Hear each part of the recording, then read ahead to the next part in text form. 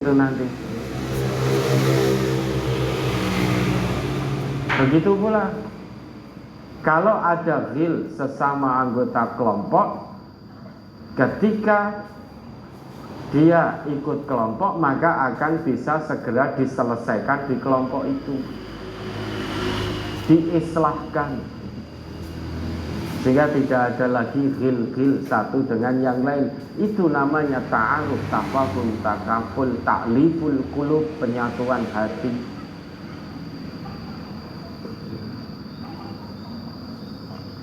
Maka warga MTA kalau memang menjadi warga MTA, semaksimalnya ikuti semua kegiatan, semua aturan yang ada di MTA, semaksimalnya sesuai dengan kemampuannya masing-masing.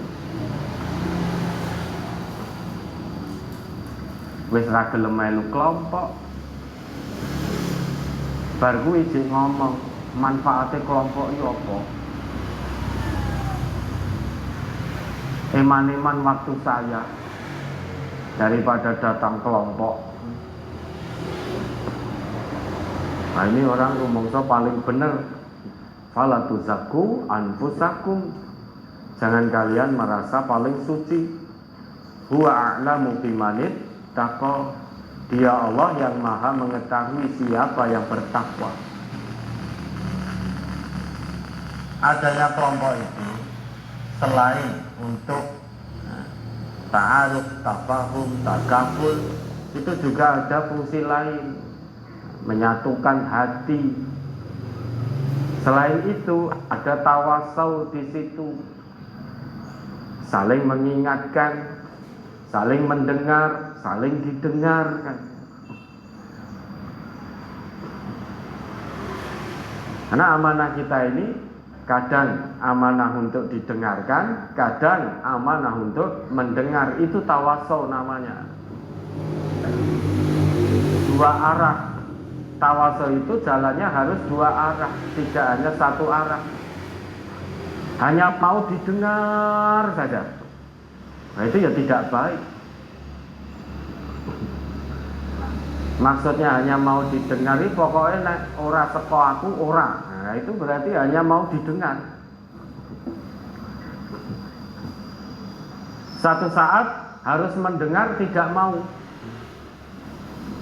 Tawasau itu amanah seorang muslim, itu mendengar dan didengar. Hari ini didengar, memberikan nasihat kebenaran, nasihat kebaikan.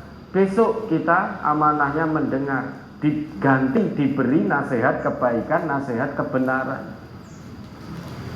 Itu namanya tawasau. Ya, tanyakan nurani sendiri-sendiri. Tidak ada yang maksa Bapak Ibu untuk jadi warga ngaji di MTA, karena itu panggilan hati. Begitu jenengan masuk, maka akan ada aturan-aturan kebaikan, nizam-nizam kebaikan yang harus ditaati. Ya, ada lagi. Ini kaitannya dengan kelompok dan juga nizam pengajian. Bagaimana sikap kita jika ada warga yang sudah ngaji rutin sangat lama di cabang, tapi belum mau mengisi formulir kesiswaan warga cabang? Ditanya kenapa? Jangan-jangan sekian lama ngaji di MTA, di cabang, belum paham karena datang terus tidur, sehingga mendengarnya hanya mari dimulai dan mari diakhiri, maka tidak ngerti isinya. Atau bisa jadi pengampunya, guru daerahnya bisa jadi belum menjelaskan secara detail bagaimana seharusnya sikap kita menjadi warga ngaji di MTA. Bisa jadi hanya begitu. Sehingga warga yang sudah bertahun-tahun ikut ngaji di cabang belum mau menjadi siswa Ya karena belum paham, husnudon kita begitu. Belum pahamnya itu karena baru mendengar setengah-setengah, sehingga takut konek dadi warga MTI kudu ngene walimah reto pasang kotak, takut. Sehingga aturan tidak boleh pasang kotak kok kaya menakutkan sekali gitu. Lah jenengan itu mau walimah atau mau buka rumah makan? Walimah itu ngundang makan, bukan ngundang nyumbang. Bapak Ibu lantas mungkin ada yang bertanya, lah pasang kotak ini apa dosa? Tunjukkan ayatnya, tunjukkan hadisnya. Kalau secara dohir ayat dan hadis yang nyebut pasang kotak itu tidak ada. Tapi pasang kotak itu isyarat kuat minta. Lah minta itu ada larangan. Dulu Nabi pernah memberi sesuatu pada Umar bin Khattab. Umar bin Khattab menjawab, ya Rasulullah, a'tihi ila man huwa afqara minni. Berikan itu, wahai Rasulullah, berikan ini kepada orang yang lebih membutuhkan daripada aku. Nabi kita bersabda, kalau pemberian seperti ini, artinya pemberian tanpa kita minta, ya Umar, fakhudhu, ambil, fatamawalhu, jadikan sebagai hartamu, autasoddaq bihi, atau kamu sedekahkan. Jadi kalau ada pemberian sedang kamu tidak meminta, maka terima, boleh dijadikan sebagai hartamu, atau kamu terima kemudian kamu sedekahkan. Tetapi kalau pemberian yang selain seperti ini, artinya pemberian yang kita memang minta, fala, kata Nabi, jangan terima. Min ajli dalika, oleh karena itu, kana Ibnu Umar la yaruddu alaihi syai'a, tidak menolak pemberian yang Ibnu Umar tidak meminta, wala yas'alu ahadan syai'a, dan juga tidak meminta sesuatu kepada orang lain. Artinya dari sini, kalau memang sengaja meminta, itu tidak boleh.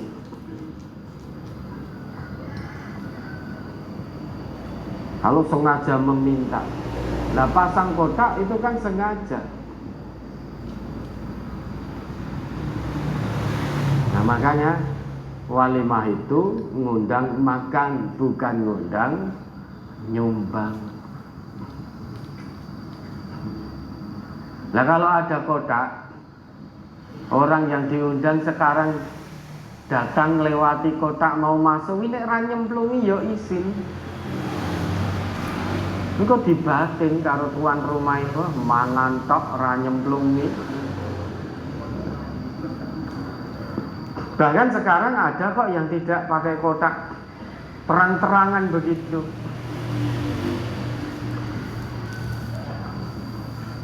Dalam tempat kayak baskom atau apa itu tanpa amplop juga, sehingga ketok duitnya itu ketok warnane abang apa biru, itu kelihatan dan dicatat.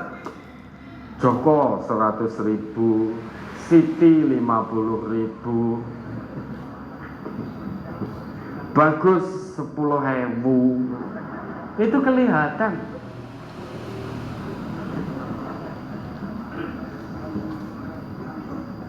Lah kita ini mau walimah atau mau mencari untung, Begitu pasang kotak, ternyata yang didapat tidak sesuai dengan hutangnya. Maksudnya engko nek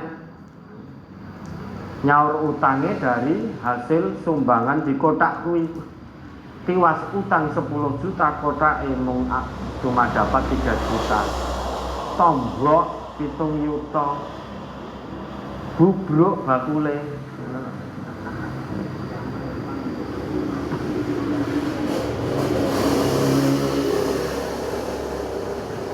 Tapi kalau ada saudara kita seperti itu, monggo silahkan. Tapi kalau itu keluarga besar MTA, kalau walimah jangan pasang kotak. Bukan tidak dosa, betul tidak dosa.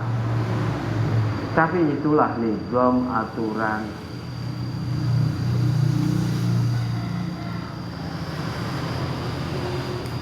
Wah, ini sing wis budget mlebu dadi warga MTA, kok terus do metu. Karena mau menikahkan anak-anaknya. Tak metu sik, kok nek bar nikahke anakku mlebu meneh. Majelis ini bukan pasar. Bisa seenaknya Bapak Ibu keluar masuk. Oh, mudah sekali kok. Tinggal dijalankan saja. Oh, mau walimah tidak pasang kotak, selesai sudah. Biar tidak pasang kotak, maka tunaikan, jangan ngangkat di luar kemampuan. Kalau mampunya hanya ngundang 10, ya 10, jangan ngundang 100. Kalau mampunya ngundang 20, ya diundang 20, tetangga kanan kiri yang terdekat. Wah, cetile ra umum, ora apa-apa mung dirasani ya. Dirasani kuwi ora kelong. Jenengan dirasani apa terus mati? Mung dirasani tangga itu ndak apa-apa, sudah biasa. Dirasani itu tidak kelong.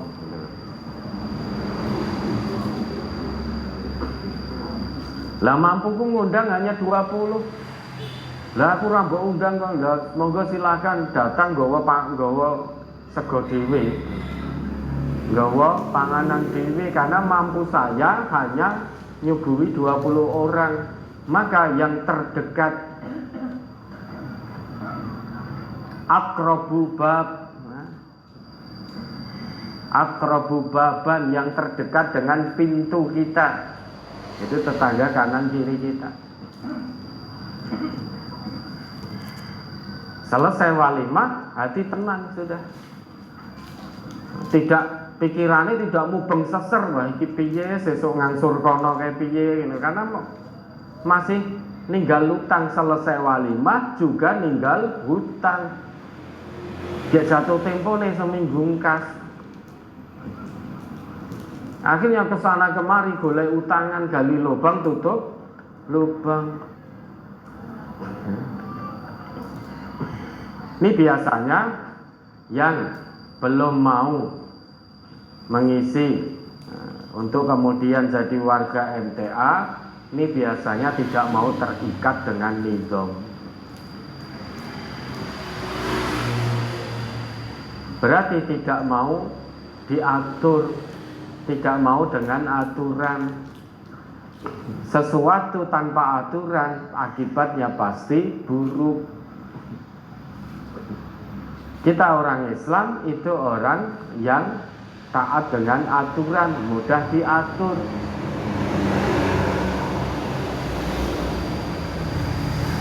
Orang Islam itu mau disatukan, mau menyatu dan mau disatukan. Al-mu'minu ma'lafatun. Orang mukmin itu menyatu. Wala khaira fi man la ya'lafu wala yu'lafu. Tidak ada baiknya orang yang tidak mau menyatu dan tidak mau disatukan. Sehingga tidak ada baiknya kita ngaji di MTA, tapi kalau kita tidak mau menyatu dan tidak mau disatukan. Bon, panjenengan pikir piyambak ya. Apa arep terus ngaji ning MTA, apa metu monggo. Silahkan. Lo nanti yang tersisa tinggal satu, tinggal satu tetap Ahad pagi tetap terus kita jalankan. Meski tinggal satu orang. Karena mendakwahkan kebenaran Al-Quran dan As-Sunnah ini itu tidak dilihat jumlahnya berapa, itu tidak dilihat di situ. Mau 1, mau 100, mau 10, mau 1000, kewajiban kita tetap menyampaikan kebenaran Quran dan Sunnah. Kewajiban kita tetap menjalankan kebersamaan sesama muslim yang diperintahkan oleh Allah dan Rasul-Nya. Oh, kalau begitu abot jadi warga MTA. Iya, berat bagi yang tidak terpanggil hatinya 100%. Nek mung terpanggil 5%, 10%, itu ya berat. Karena terkadang ada hal-hal yang mana tidak sesuai keinginan panjenengan. Ada kebijakan yang tidak sesuai keinginan panjenengan. Termasuk kebijakan kelompok, itu kan ada yang tidak suka dengan kelompok. Meski demikian, Nabi kita pernah bersabda, alal mar'il muslim as-sam'u wa ta'atu bima ahabba au kariha illa ayyumara bima'siyah. Kewajiban setiap muslim itu mendengar dan taat dalam hal yang dia suka, artinya sesuai dengan keinginannya, atau dalam hal yang dia tidak suka, artinya tidak sesuai keinginannya, kecuali kalau dia diperintah untuk berbuat maksiat. Fa'in umiro bima'siyah fala sam'a wala ta'ah. Jika diperintah untuk berbuat maksiat, jangan dengar, jangan taati siapapun yang memerintah. Meski orang tua kandung, kalau perintahnya mengajak kepada kemaksiatan, jangan dengar, jangan taati. Tapi kalau perintahnya, kebijakannya itu tidak menyimpang dari Islam, artinya tidak menyimpang dari Al-Quran dan As-Sunnah, kewajiban kita sam'an wa ta'atan. Kebijakan kelompok kita ada yang tidak suka, tetapi itu tidak keluar dari Quran dan Sunnah, maka tinggal sami'na wa ata'na, lazimi. Setelah sekian tahun jadi mustami', kita punya kewajiban untuk menjadi warga, siswa.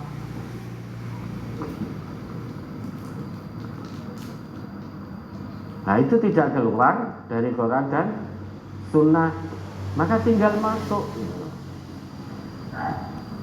Kalau yang terpanggil 100%, insya Allah tidak ada beban.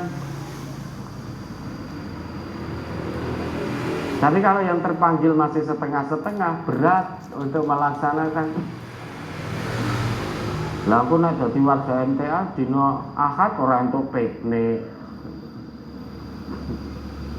Harus ngaji.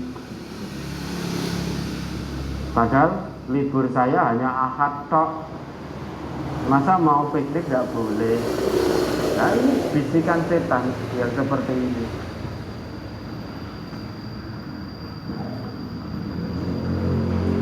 Nah, tetap berhusnudon. Bisa jadi yang bersangkutan itu belum paham. Maka guru daerah dimanapun berada harus memahamkan bagaimana sikap kita ketika menjadi warga ngaji di MTA.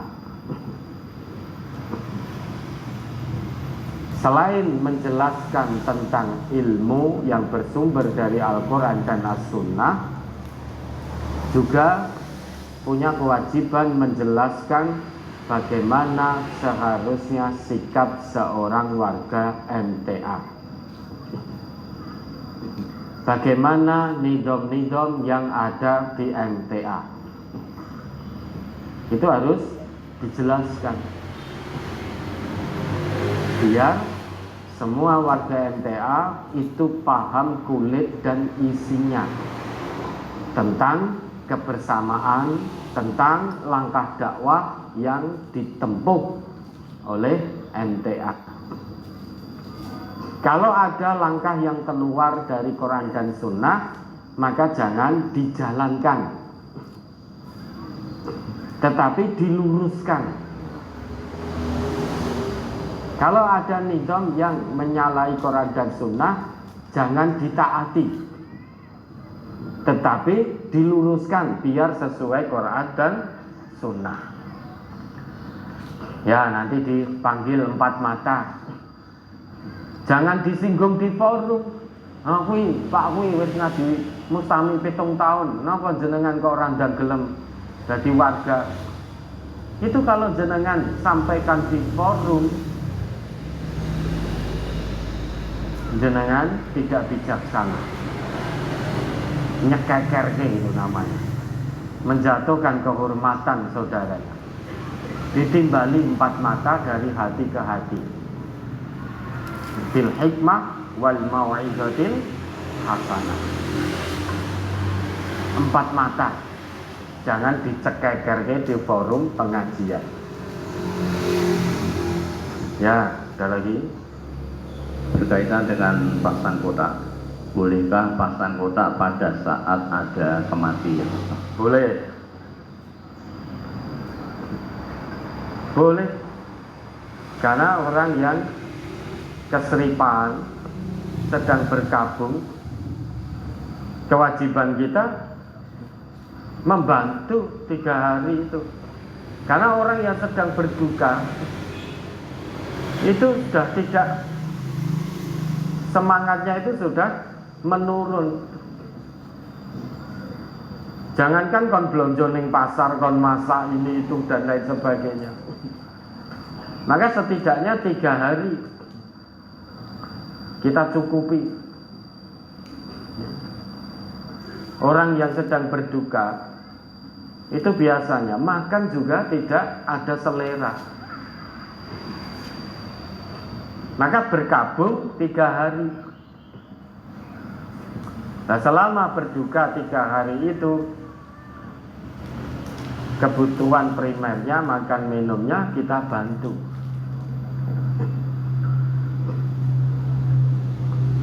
Nah, dengan adanya kota itu berarti ya, kita membantu menyalurkan, diberikan di situ biar nanti ya, ada uang untuk belanja. Itu beda, itu kan berduka, ada aturannya. Setidaknya 3 hari boleh kita membantu, dan itu kewajiban kita sebagai sesama muslim, meringankan beban kesedihannya. Sekarang sudah ditinggal keluarganya, mau makan tidak ada yang dimakan, mau beli makanan tidak ada uang, lo kan tambah sedih, tambah berat. Beda dengan walimah tadi. Walimah itu kan kebahagiaan.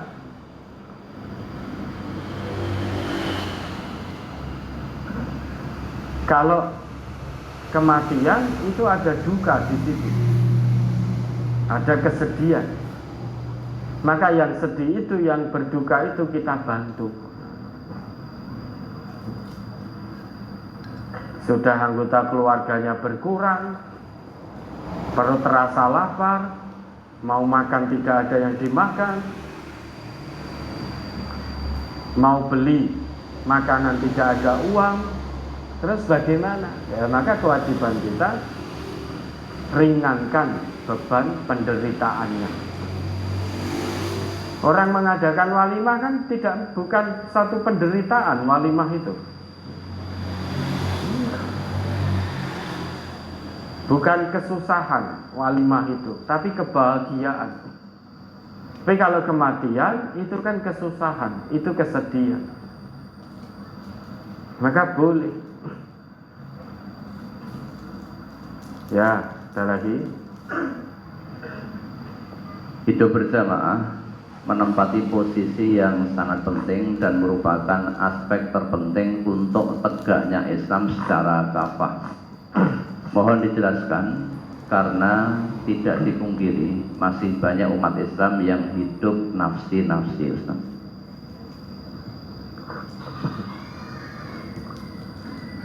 Islam ini tidak akan bisa sempurna kita jalankan tanpa kebersamaan.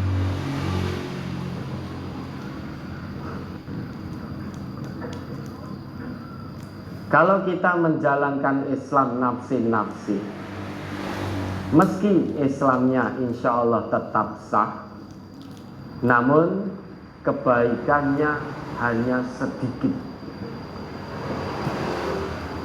Bapak Ibu, kalau sholat sendirian, itu kira-kira sholatnya sah atau tidak? Kebaikannya 1 atau 27. Tapi kalau Bapak Ibu sholat wajib berjamaah, itu kebaikannya 1 atau 27.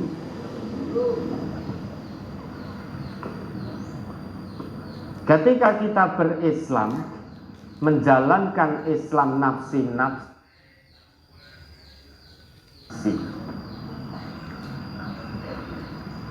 Islamnya insya Allah tetap sah, tapi kebaikannya hanya sedikit sekali.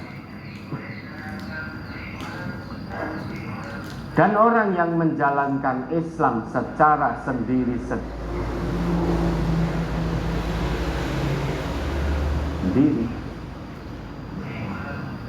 ini potensi mengandung keburukan. Kenapa?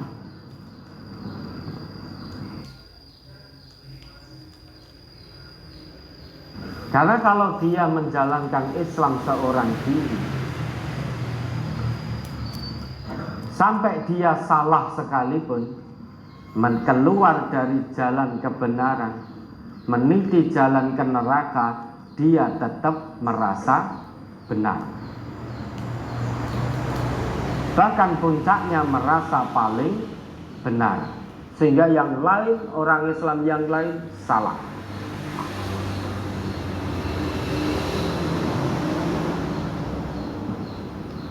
Ketika dia mau menjalankan Islam seorang diri,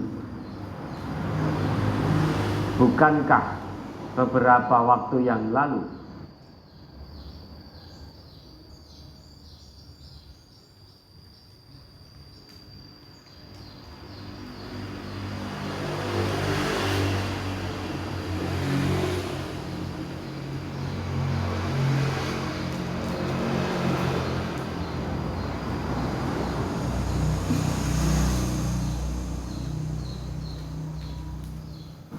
kita sudah diberi pelajaran yang sangat berharga oleh Allah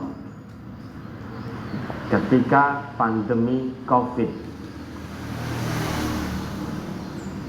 Coba kalau dia jalankan keislamannya seorang diri,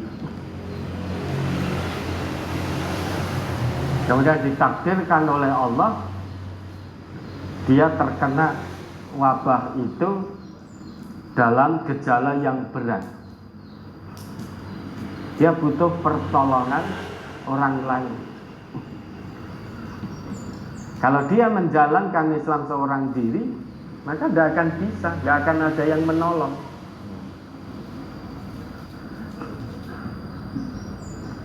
Tapi kalau dia jalankan Islam secara kebersamaan, begitu saudaranya mendengar bahwa saudara muslimnya sakit, maka dia segera akan menolong. Kenapa? Karena hatinya digerakkan. Dia paham kewajiban sesama muslim itu tolong menolong. Kita tidak kenal dengan saudara-saudara muslim kita yang ada di Palestina. Kita tidak pernah bertemu. Kita tidak pernah berjumpa. Tapi mendengar dan menyaksikan melalui media, beliau-beliau dibombardir sedemikian rupa oleh Zionis laknatullah. Hati kita tergerak karena Islam, karena iman. Itu kebersamaan. Kalau hati ini tidak tergerak, ya kita berarti nafsi-nafsi, tidak peduli dengan penderitaan, kesulitan saudara muslim lainnya. Wa tarahum wa ta'atu fi mathalul jasad. Iya. Perumpamaan orang-orang yang beriman dalam hal saling sayang menyayangi, cinta mencintai, memadu kasih satu dengan yang lain. Mathalul jasadi, seperti satu tubuh. Idza taka minhu 'udwun tada'a lahu sa'irul jasadi bis-sahari wal humma. Jika salah satu anggota tubuhnya merasa sakit, maka anggota tubuh yang lain turut merasakan sakit yang sama. Sampai-sampai tidak bisa tidur dan berasa demam. Itu perumpamaan persaudaraan sesama mukmin. Untuk bisa satu tubuh ini tidak mungkin tanpa kebersamaan. Kalau kita hanya menyendiri, tidak mau dengan kebersamaan dalam Islam, maka ya tidak bisa satu tubuh. Melihat secara langsung penderitaan saudaranya, ya hatinya tidak tergerak. Sempenting dudu aku dan keluargaku. Perkara orang lain yang tertimpa bencana, orang lain yang kesusahan, ya biarkan urusan mereka. Orang lain tidak bisa makan, ya biarkan urusan mereka. Yang penting bukan aku dan keluargaku. Maka ini keislamannya disoal.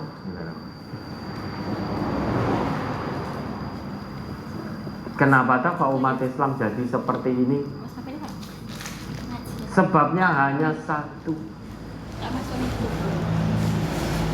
Suka berbantah-bantah, suka berselisih, sehingga menjadi gentar, hilang kekuatan, hati menjadi terpisah, tidak lagi bertaut.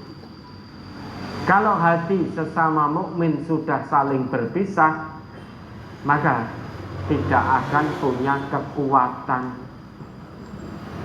Karena kekuatannya telah hilang. Coba diingat kembali Al-Anfal 46. Sampai ini Mbak Surat Al-Anfal nomor surat 8 ayat 46. Wa ati'ullaha wa rasulahu wa la tanaza'u fatafshalu wa tadhhaba rihukum wasbiru innallaha ma'as sabirin. Dan taatlah kepada Allah dan Rasulnya, dan janganlah kamu berbantah-bantah yang menyebabkan kamu menjadi gentar dan hilang kekuatanmu, dan bersabarlah. Sesungguhnya Allah beserta orang-orang yang sabar. Hilangnya kekuatan umat Islam itu sebabnya kalau menurut Allah dalam ayat ini karena suka berselisih satu dengan yang lain. Masing-masing merasa paling benar sendiri-sendiri. Kalau sudah semacam ini, maka hati sulit sekali untuk bertaut, karena orang yang berselisih itu jauh dari tuntunan Al-Quran. Karena yang bisa menyatukan hati orang beriman hanya Al-Quran, hanya Allah melalui Al-Quran. Maka biar perselisihan itu tidak menyebabkan hilang kekuatan, Allah berikan petunjuknya, kembalikan perselisihan itu kepada Allah dan Rasulnya. Jumat apalan. Meski berselisih, namun segera selesai perselisihan itu, karena semuanya rujuk taslim pada petunjuk Allah dan Rasulnya, bukan rujuk kepada ego masing-masing. Orang yang sedang berselisih, kalau itu orang Islam, yang dicari adalah kebenaran, bukan pembenaran. Kalau kebenaran, rujukannya sudah jelas, kata Allah, yaitu Quran dan Rasul. Allah dan Rasulnya, Quran dan Sunnah. Maka dengan kembali kepada Al-Quran dan As-Sunnah, kebenaran akan terwujud, kebenaran akan didapat, sehingga semuanya taslim pada kebenaran, tunduk pada kebenaran. Tapi kalau kita masih pegang ego masing-masing, itu bukan lagi bicara tentang kebenaran, tetapi berbicara tentang pembenaran versinya sendiri-sendiri. Kalau masing-masing berbicara pembenaran versinya sendiri-sendiri, maka potensi besar akan terus berselisih sehingga menyebabkan hilang kekuatan. Kenapa? Karena hati sudah tidak bisa bertemu. Asal tidak sesuai denganku, maka dianggap lawan yang harus dijatuhkan kehormatannya.